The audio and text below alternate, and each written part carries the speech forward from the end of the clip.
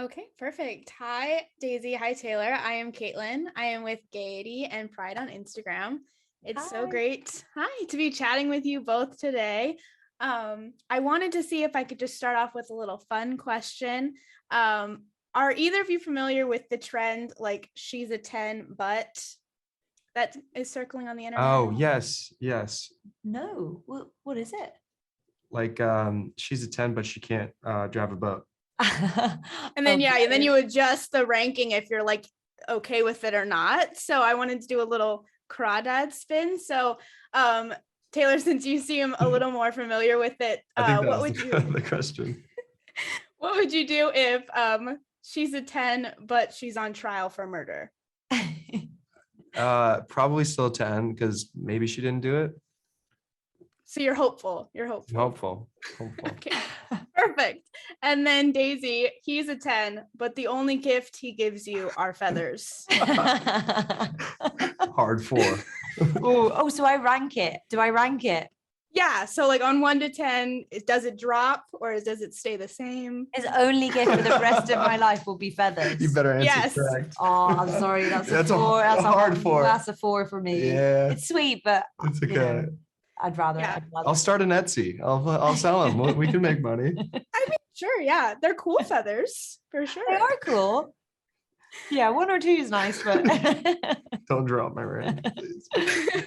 Well, thank you for playing that.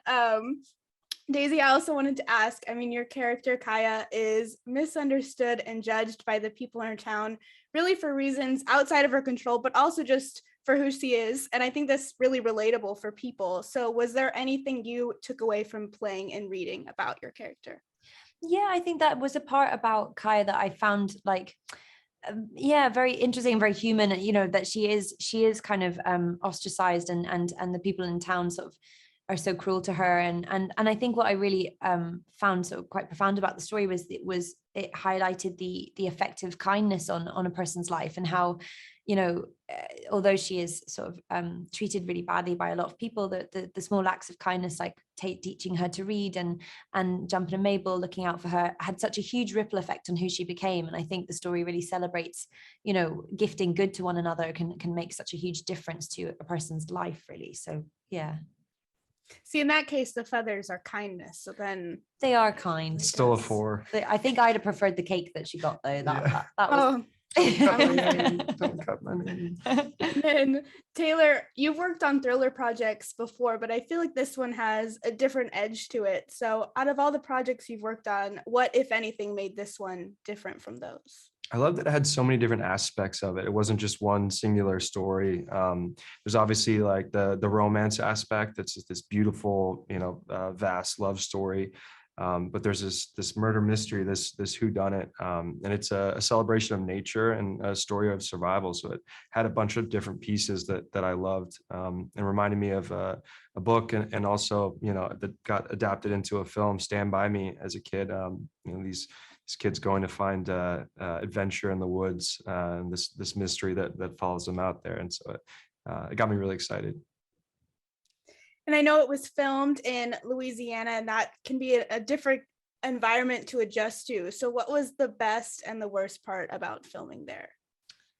I think the best part was the fact that, like, because the marsh is such a huge character in the book and in the film, to actually be able to be in that environment and feel the sort of humidity and hear the sound of the cicadas and the alligators and the birds, and it meant that you were able to lose yourself in the story so much, I think, more easily than had we filmed on a soundstage and had to sort of create it all for ourselves in our head.